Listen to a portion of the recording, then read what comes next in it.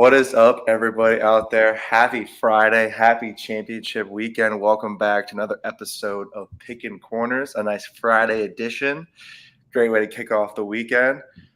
Mike, how we doing, bud? What's good? We're doing good. It's Friday heading into the long weekend here. No complaints. Weather could be a little bit better. That's the only complaint. But Oh, no, dude. Thunderstorms here in the Northeast. I said I'm watching Northwestern North Carolina. Their first quarter took 2 hours because there was a lightning delay. Dude, brutal. Northwestern was up 6-0, and then the lightning hit, and then now it's 6-2. So I don't know. North Carolina may have had something in the books there. Coach has been talking for the 2 hours. Dude, that's tough though. Like, especially with such a pressure packed game. Oh, Northwestern just buried one. Such a pressure packed game, and you just have to sit and wait. Yep. Like, those nerves get to you. Put them in the dome. Yeah, dude. I mean, they're at Homewood right now. I love that. That's a nice field. Yeah, dude. I mean, too bad Hopkins stinks right now. And they're going to keep stinking. Dude, yeah, before we talk about championship weekend, let's talk a little bit of pros. Today, the boys are arriving for training camp. Yeah, PLL is in full swing in Albany, New York. Yeah, dude. Is that where they're at, Albany? Yeah. So, have you seen like the videos and pictures yet? Yeah, I've been looking at the gear. So, what do you think about, like, I didn't realize that the uniforms are now champion. Yeah. What do you think about that big champion logo? Like the Adidas, like when it had the Adidas logo, I feel like that blends it in like a soccer uniform, where it was like the logo was white or black, like it blends it in with the uniform. Like, this is like a big like champion, like white, blue, and red C, like where the Adidas logo was. I didn't realize that they were phasing Adidas out like that. Yeah, I don't know how the contract shook out, but I don't know. I don't like the big blue and red C. I prefer it blends in. Just make it blend in with the colors of the team, but leave the logo on it. Yes, I don't mind like it being like a champion uniforms because they otherwise they look the exact same. But Yeah, it's there's just no difference other than that. it just looks weird. Or maybe they do a little bit of back. Do you think they ever go back to the baggy uniforms? I hope so. Someday it'll come full circle. Bring the porthole mesh. I hope so. I was hoping they were going to release some new designs. So yeah. Well, I was looking at some stuff. The Cannon's got all white lids. Yeah, I saw the Whips got some fire lids too. Oh, I didn't see those. What are they looking like? Like that snake scale, or snake skin kind of print, but they're white with white cages. Ooh. I think it's like a red chin. I think That's so. fresh. Yeah, dude. I mean, a lot of teams have been going all white lately for the helmets because they have that clean look. But yeah, dude, I'm excited. I saw that they filmed Chris Gray walking in with his luggage, and then refilmed him walking in to the hotel. Got to for the clout. Anything to do for content, right? Northwestern up 8-2 against North Carolina at half. Yeah, man. It's crazy. So we're talking about the women's game. We got Northwestern, North Carolina here, 8-2. Other side of the bracket is Boston College and Maryland. How do you feel about that? I think that Boston College could run it back. Isn't Charlotte North with Boston College? Mm-hmm. Yeah, it's a wrap. It's just good. That solves that right there. Yeah, dude, she's a dog, bro. Like it's actually like, I don't know. It just they take those free shots from like, what is it, 10, 12 yards out, and she's just piping corners like it's nothing. I know. That rule is so ridiculous. I don't know if there's a solution for it, but I just feel like.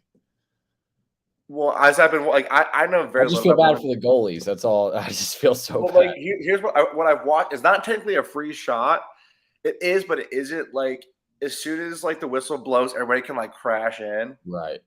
But so, if you just step out and rip it. Yeah, but like I've seen like they did it once where the girl like literally she faked a shot and moved it as soon as the whistle blew. I don't know. It's interesting. But yeah, dude, Homewood looks packed right now. That's good. That's a good field. I'm loving it. Dude, that is a great field. That is a great field. But yeah, so that'll be figured out this weekend. And then we have little D2 ball. Tampa. I don't know if you know this, but it's Tampa and Mercy, because Lemoyne has as of late has been like the only team that people know about in D2. Yeah. Has been the best team in Division 2. Well, they lost in OT to Mercy. So the championship is Mercy and Tampa is currently undefeated. They're 20-0. Isn't it like Tampa's coach came from like Limestone? I think so. All I know is Yeah. that Tampa's always been like a really legit program. They just like couldn't get over the hump. I know. Now they're there. Yeah, dude. I mean, like, how would you not want to go to a school like that where you're just living in Florida? Oh, their uniforms are sick too. No, they are sweet. Like the red and black is Chrome. nice. Yeah. And then we have Division 3. Union College and RIT. RITs come back to championship weekend. I just think that it was very, very interesting the way that it was set up, like who played who and everything. Right. Apparently, the word on the street, through per sources, is that Salisbury's AD did not want to host any games because it was graduation weekend. So Salisbury got put at a different spot of the bracket just because of that. That's the word on the street. Yeah, I could see that being a thing. It's I don't know. I would have liked to see a Salisbury Tufts. Well, I guess RIT's in the championship. Yeah, well, Tufts beat Salisbury in the quarters. Yeah, in the quarters, 17-10. And then RIT beat Tufts, I think. I think York or Union could have easily flip flopped. Yeah, because it's a 3-goal game. Anybody could win that. Yeah, York beat Newport, I think. Yeah, they did. But RIT is a wagon. RIT is a wagon. They're just gonna let you score. They don't care. They're just gonna score twice as much. Yeah, bro.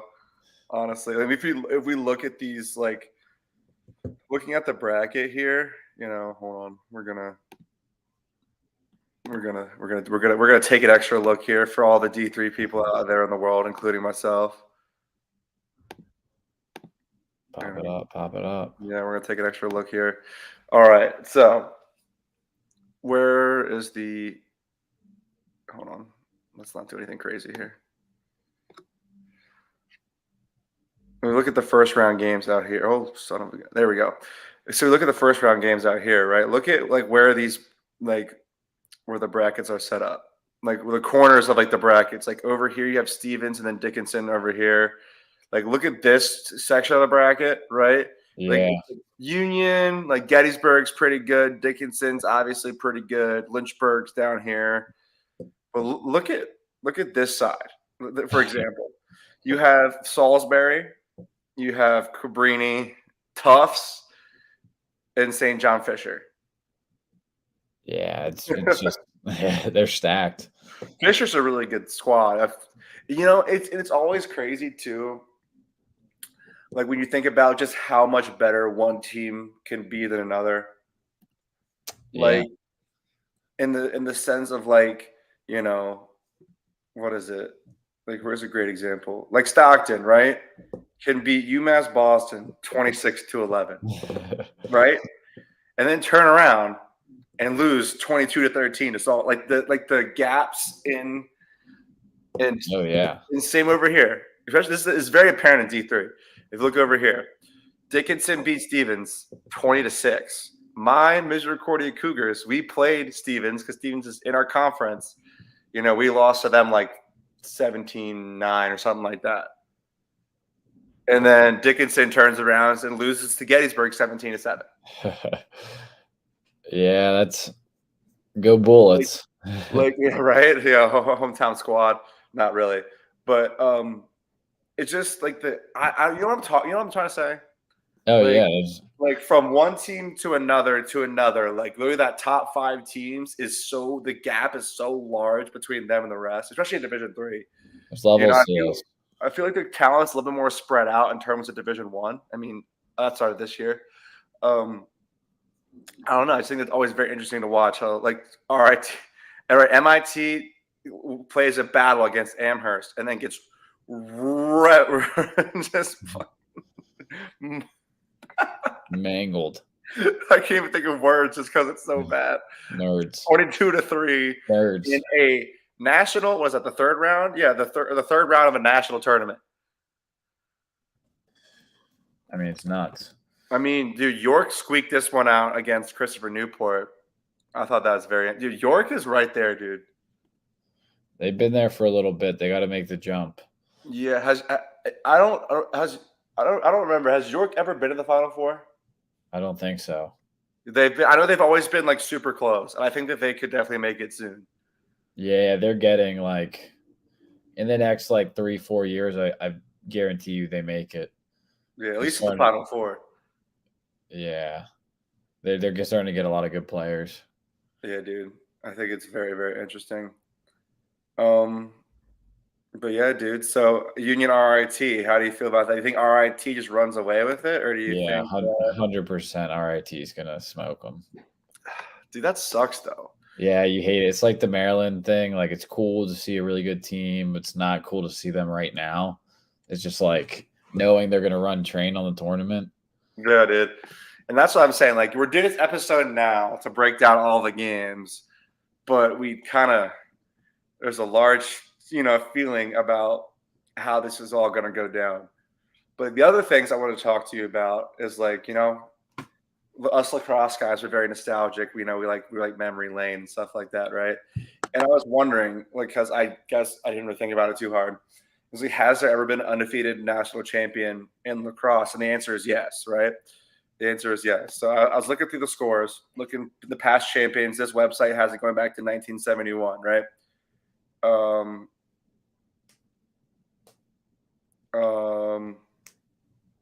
So the only, as I'm looking, the only undefeated, the undefeated national champs. You have 1990 Syracuse, 91 North Carolina, Bill Tierney's 97 Princeton.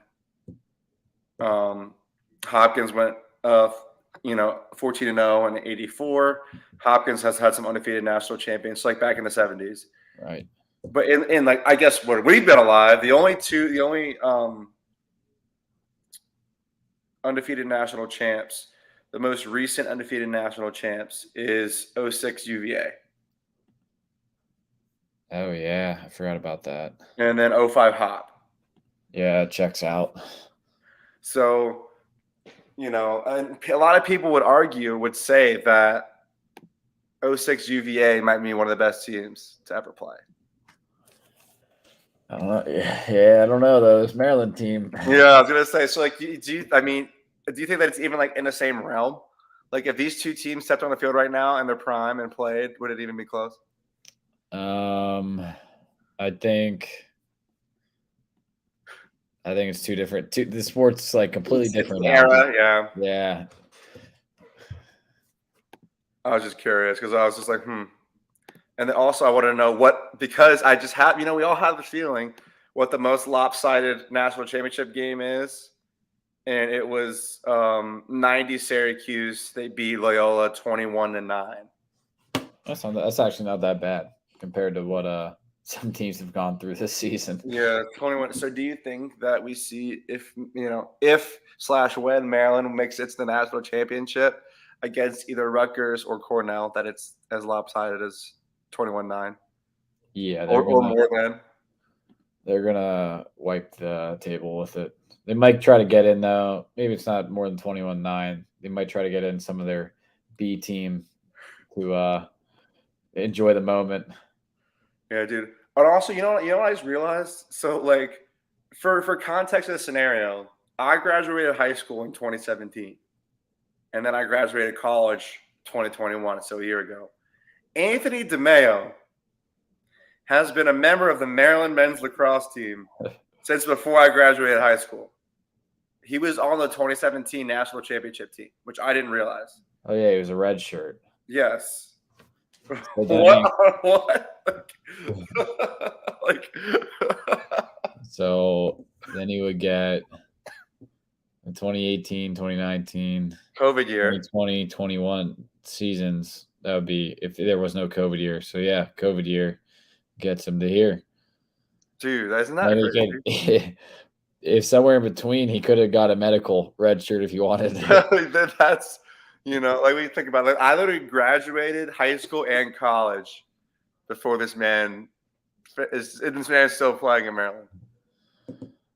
Good for him. Yeah, this is like the last time there'll be grown men on like a team for a while. But it's like we still are going to see some of the effects until what? Maybe Like another like the 2 next years. class graduates or the next two classes? Yeah. Right around there. Yeah, we have all these grown men. Anthony DeMeo is literally like 24, 5. I mean, there's no knock on him. He's really, really good. Like, I'm not saying like, oh, he's a bum or anything of that nature. I just think that's crazy. What do you think about that?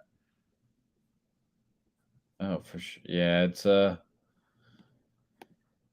what a time to be alive. Yeah, dude. I mean, going back to last week's games, yeah, let's run through those. Yeah, last week's games, quarterfinals. I feel like this has been a very, outside of Delaware beating Georgetown, a very underwhelming, like, tournament. Yeah, it's there hasn't been really any like classics like Maryland. I mean, we started on Saturday. Penn Rutgers was like a good game, but like Penn just slowed Colin up. Kurtz is just a dog. Yeah, Penn just slowed them down as much as they could, but it wasn't anything crazy. I agree with a lot of takes that people say that Penn's offense kind of got exposed as being one-dimensional. Yeah, 100%. Like, like how much of a factor Sam Hanley, is to the team. I mean, obviously we knew that. Right. But like truly how much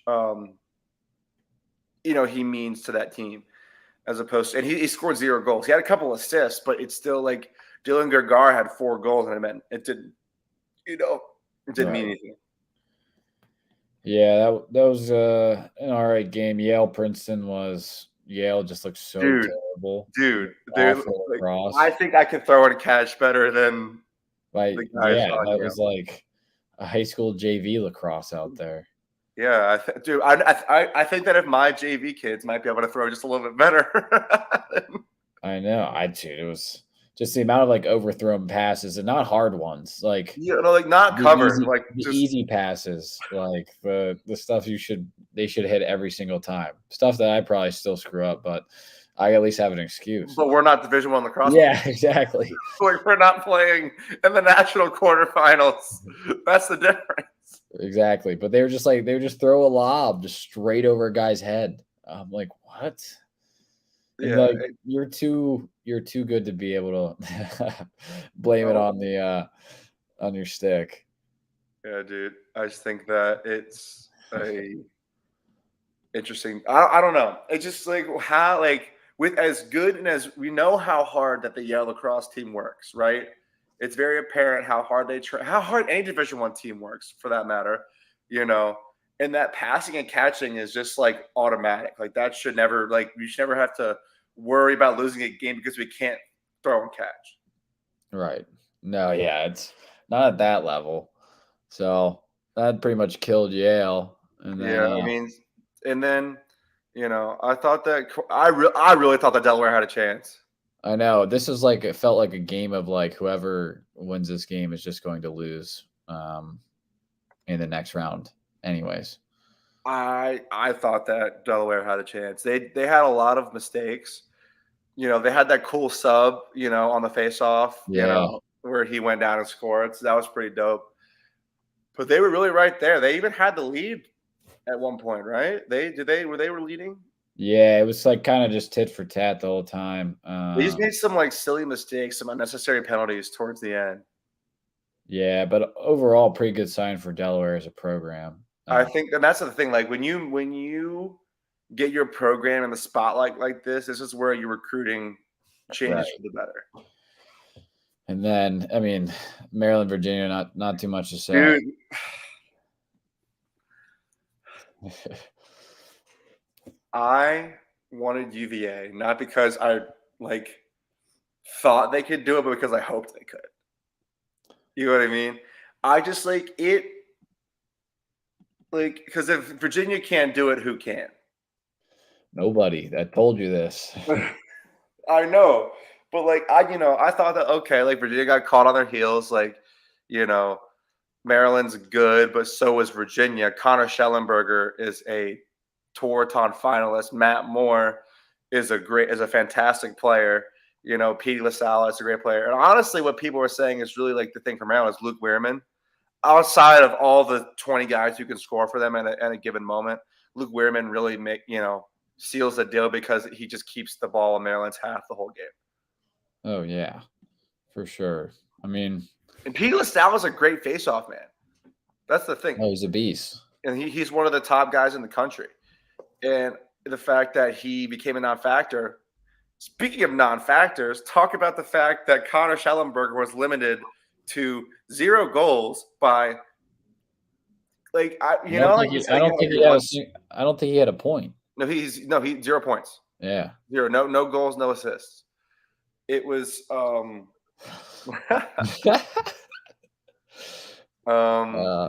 Yo, Brogan, thanks for stopping by. Dude, the Northern Boys Lacrosse team has shown up once again. See, boys, I heard you talk. I hope you heard us talking about Yale not being able to throw and catch. Not being able to throw and catch will lose you the NCAA quarterfinals. It'll lose you a game in mid-pen high school lacrosse. So absolutely, make sure you're hitting the wall this summer, boys. I hope so. There's my coaching moment of the episode. But yeah, I just like that Maryland as a program. I can't remember a team this dominant in my many years of enjoying and watching lacrosse. They're gonna win it all. I mean, let's look to this weekend. We got who they have. Princeton. Yeah, they have Princeton. The line is 6.5. And Princeton, I would take Maryland. I know, and I'm going to. Dukes from Crease Dive. It's so funny. He kept saying you never faded Maryland, but they kept giving himself all the reasons as to why he should pick Princeton. At the end of the day, just they Princeton has a really good faceoff guy. So does Maryland. I know, but they say if he can run with Weirman, they have every best faceoff guy in this tournament can run with Weirman. It means nothing. Don't buy the hype. Listen, I just think that have we had a tournament like this where we just know who's going to win it off rip? No, not in a long time. We go back to all the other tournaments. Oh, Northwestern is just painting corners. It's 10-3 right now. Yeah, dude. Also, North Carolina's goalie has some drip. I'm sorry that she's losing. What was I saying? You go back, I think of UNC, right? UNC was not the favorite.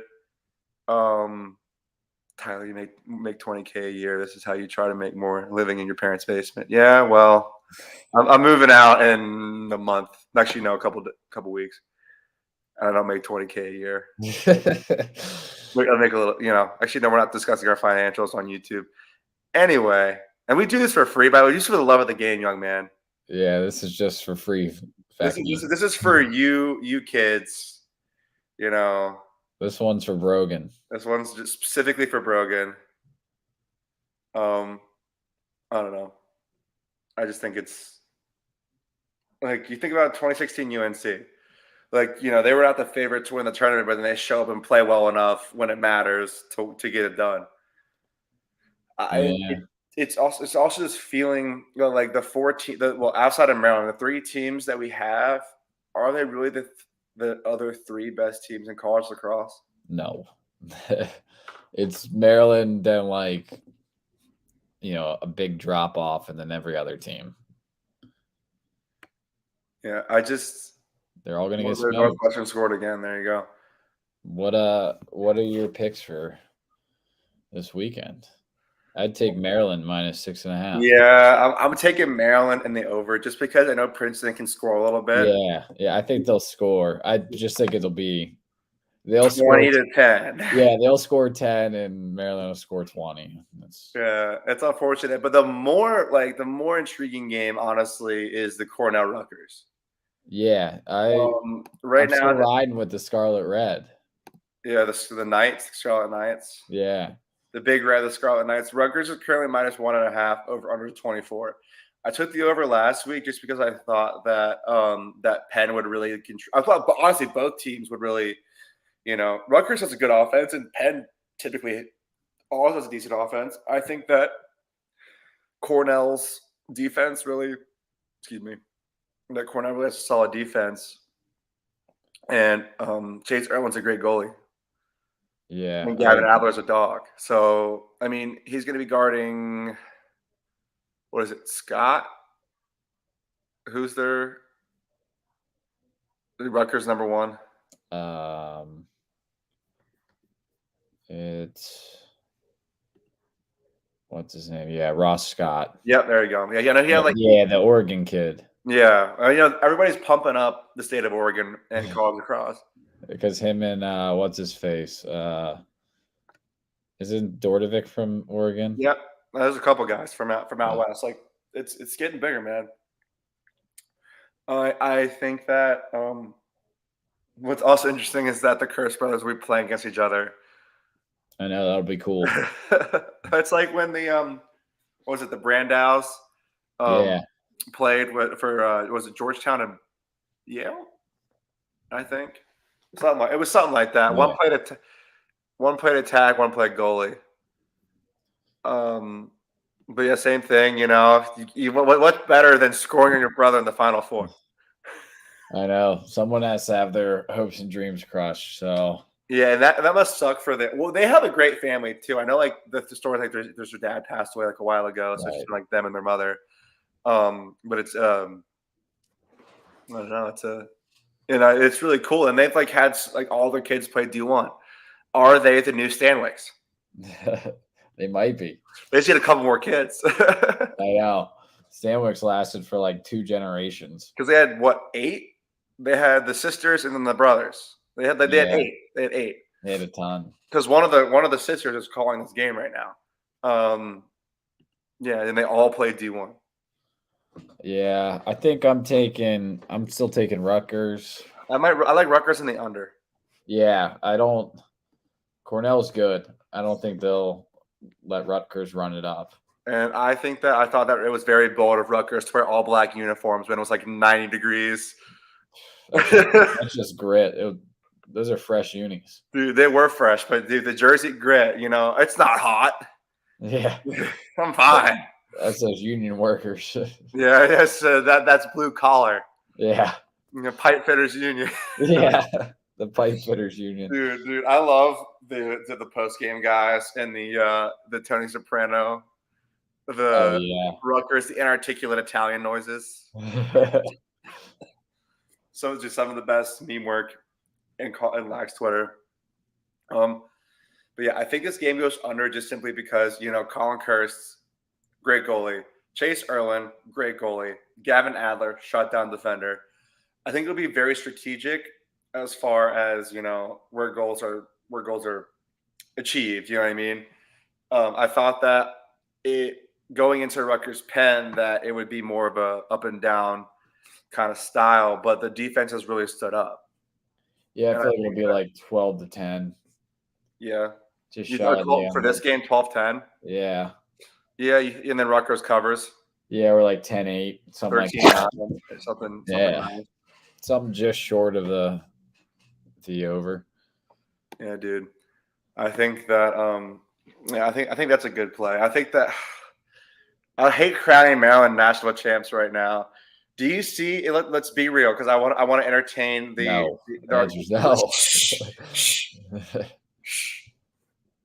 The contrarian idea of Princeton covering, not winning, but covering. No, I don't see it. No one has made a convincing effort. This is not a very positive Friday, if you ask me. No, it is positive. We're positive Maryland's going to win it.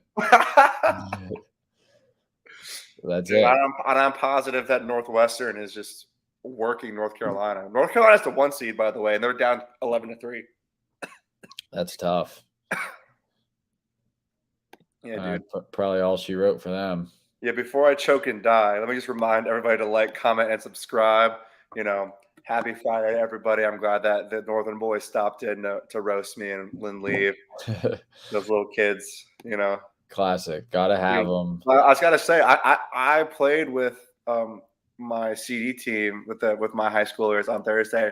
Posted a goal and 3 assists. So I mean, hey, Yeah. painted one in the corner, Joe Sider style. Not a bad showing. You play the Yeah. JV team? Oh no, we had a Okay. mix, the varsity and the JV. Also, I need to ask live on TV, are you joining Team One Love for the ULAX Harrisburg? Yeah, I already signed up for it. Did you? Okay. We have a squad. We have like 20 guys. The funny part is like not even remotely half of those are going to all be there at the same time. Yeah, I think I have like 5 other guys joining it too that are good. We're going to have like literally a roster of 30 and like only 15 showing up for games. That's what you want though. Oh, well, you want the roster. That's what you have to have. Like just you gotta have like 40 guys just to get like some training camp roster. We're gonna cut down. We're gonna cut down. What do you worry? I'm the one who plays LSM, dude. You got to have 60 guys on the roster to get a backup LSM to come out. And I'm gonna have to step back into playing close defense. I actually need to get new elbows for that reason. Yeah, you got to stick to your strong points in men's league. Yeah, well, listen, I could play a little offense. It's just that like when I looked at the roster, there was 0 people signed up for defense. So I was like, okay, looks like I'm playing pole again. Yeah, we have a goalie. I put in for LSM, close D, and subpar Fogo if need be. Subpar Fogo. Well, listen, man, we're gonna have a great team. So anybody who wants to pop out on Sundays this summer, at Bishop McDevitt High School to watch One Love win a men's league championship, just that's our pitch. But I hope that everybody has a wonderful Memorial. Oh, some girl just got. Is she dead? Oh, no, she's alive. Okay. I hope that everybody has a wonderful Memorial Day weekend, a safe Memorial Day weekend. Don't drink and drive, but drink and have fun. We out. Peace.